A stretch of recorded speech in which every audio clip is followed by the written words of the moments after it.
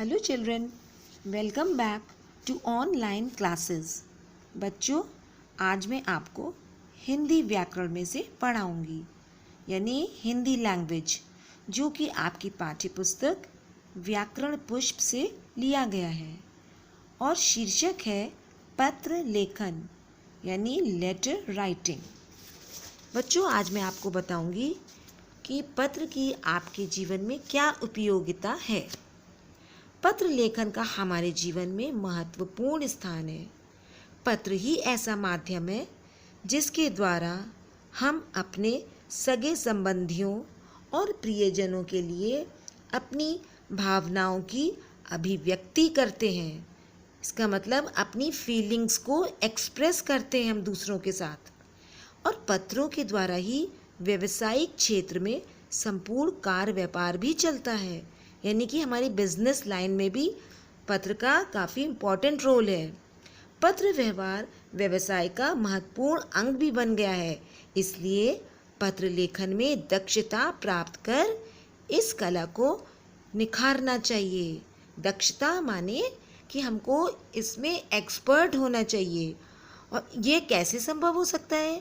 ये अभ्यास के द्वारा ही पत्र लेखन में कुशलता प्राप्त की जा सकती है। अभ्यास यानी आपको प्रैक्टिस करनी होगी इसके लिए, ठीक है।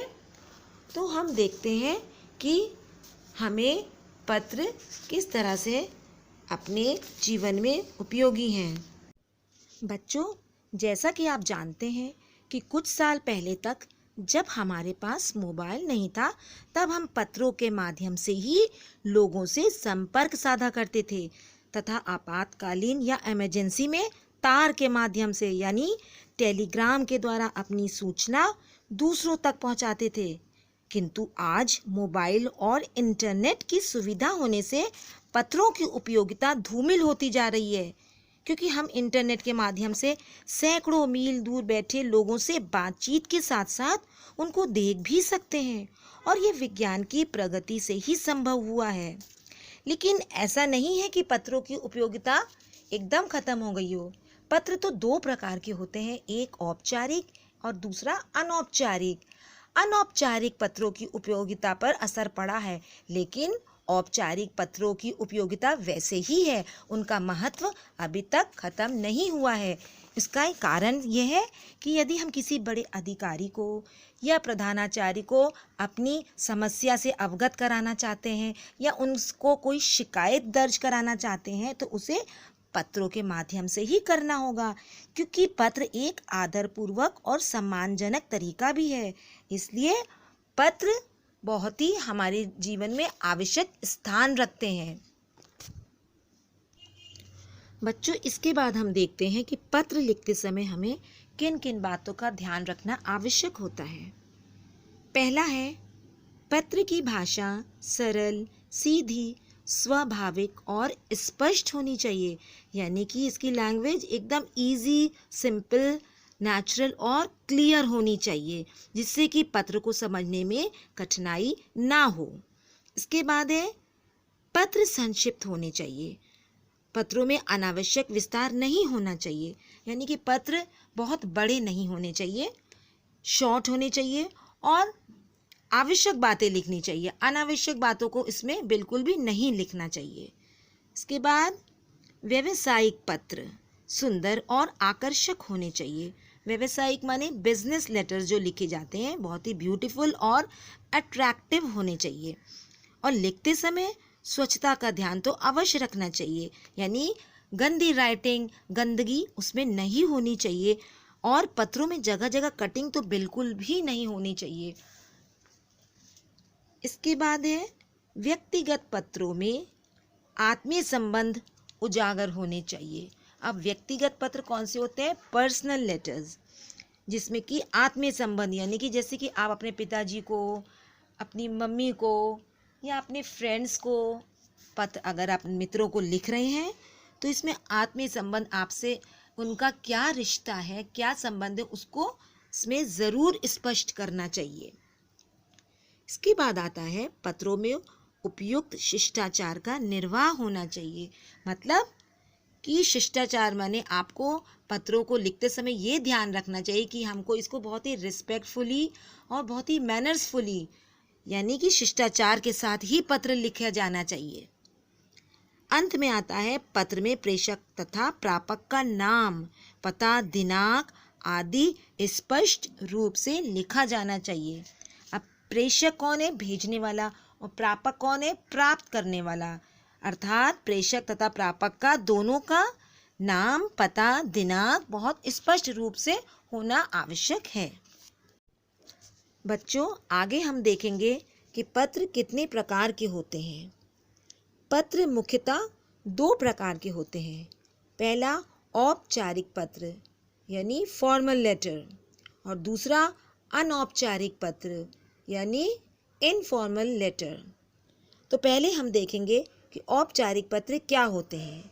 ये पत्र उन लोगों को लिखे जाते हैं जिनके साथ हमारा निजी संबंध नहीं होता और इनकी भाषा औपचारिक और शिष्टाचार सहित होती है। इन पत्रों के अंतर्गत कौन से पत्र आते हैं? व्यावसायिक और कार्यालयी पत्र।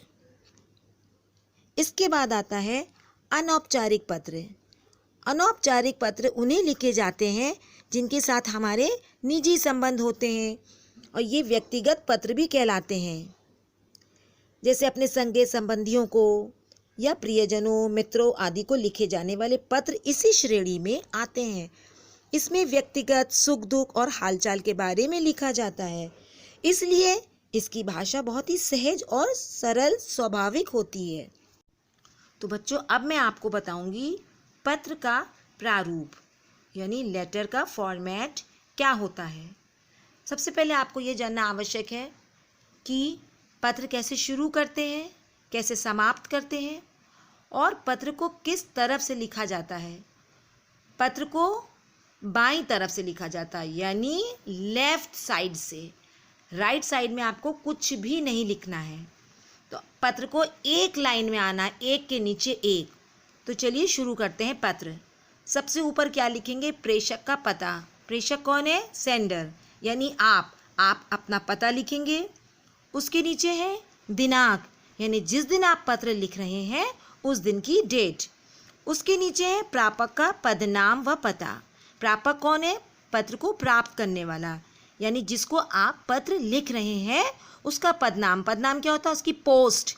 और उसका पता, जैसे मान लीजिए आप प्रधानाचार्य को लिख रहे हैं तो कैसे लिखेंगे? श्रीमान प्रधानाचार्य, कॉमा, उसके नीचे प्रधानाचार्य का पता यानी स्कूल का पता, जैसे bishop Johnson school and college. फिर उसके नीचे सिविल लाइंस, इलाहाबाद। फिर उसके नीचे आता है विषय। जैसे इंग्लिश में आप सब्जेक्ट लिखते हैं एप्लीकेशन में, वैसे हिंदी में विषय। आप किस विषय पर पत्र लिख रहे हैं? मान लीजिए आप छुट्टी के लिए लिख रहे हैं तो क्या लिखेंगे? अवकाश के लिए प्रार्थना पत्र। उसके नीचे है संबोधन, माने किसी को संबोधन करना, संबोधित करना यानी एड्रेस करना। इंग्लिश में आप कैसे लिखते हैं? रिस्पेक्टेड सर, तो हिंदी में महोदय, फिर कॉमा। उसके नीचे है विषय वस्तु यानी मैटर। अब आपका क्या मैटर है, क्या विषय वस्तु है, किस विषय पे आपको प्रार्थना पत्र लिखना है, वो 2, 3, 4 लाइन जितना भी आपका मैटर है उसको लिखेंगे बीच में। और सबसे अंत में है समापन यानी आपको एंडिंग करना पत्र की। तो जैसे आप इंग्लिश में थैंक्स लिखते हैं लास्ट में, वैसे इसमें लिखेंगे धन्यवाद। और उसके नीचे लिखेंगे आपका आज्ञाकारी या आपकी आज्ञाकारिणी लड़की के लिए, या भवदीय, भवदिया। जैसे इंग्लिश में योर्स ओबेडिएंटली, योर्स फेथफुली लिखते हैं ना, वैसे ही सेम हिंदी में भी होता है। ठीक है, तो ये है आपका पत्र का प्रारूप और इसको मैं आपको PDF के द्वारा भी भेज रही हूँ। ओके, इसके बाद है अनौपचारिक पत्र का प्रारूप। बच्चों, ये भी औपचारिक पत्र की तरह ही है। इसको भी बाएं तरफ से ही लिखना होगा। तो सबसे पहले ऊपर क्या लिखेंगे? भेजने वाले का पता, उसके नीचे दिनांक, फिर संबोधन। संबोधन माने जिसको आप लिख रहे हैं उसको संबोधित करना। इसके बाद है अभिवादन यानी जैसे चरण स्पर्श या सादर प्रणाम। ठीक है, इसके बाद आता है विषय वस्तु। आपको जिस विषय पर लिखना हो वो लिखेंगे। और इसके बाद है स्वनिर्देश, यानी आप जिस किसी को लिख रहे हैं उससे आपका क्या रिश्ता है।